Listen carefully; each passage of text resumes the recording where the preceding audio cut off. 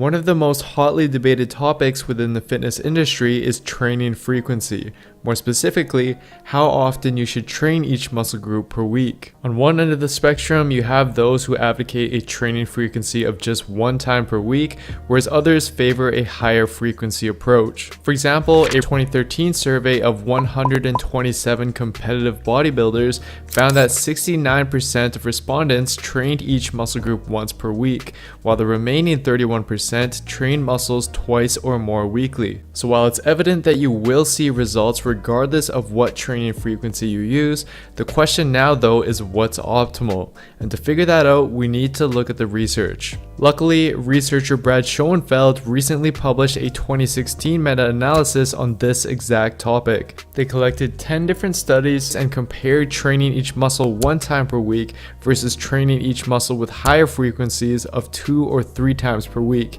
and analyzed the effect it had on muscle growth. The result? As shown here, every single study showed a benefit to training with higher frequencies. In fact, training each muscle 2 or 3 times per week resulted in 3.1% greater muscle growth than training each muscle just once per week. And since total workout volume, exercises, and rest times were equated for all the studies included in this analysis, it's very likely that the difference in training frequency is indeed what caused that extra 3.1% muscle growth. Which, just to put this 3.1% number in perspective, could result in roughly an extra pound of muscle gained for a beginner after their first year of training, which may not sound like a lot, but definitely would be a noticeable difference. So based on this, we know at the very least that training each muscle a minimum of 2 days a week is needed to maximize muscle growth. As for whether or not frequencies higher than this would be beneficial, it's relatively unclear at the moment. However, it does seem as if more may not be better. For example, this recent 2017 paper compared training each muscle 2 days per week versus 4 days per week,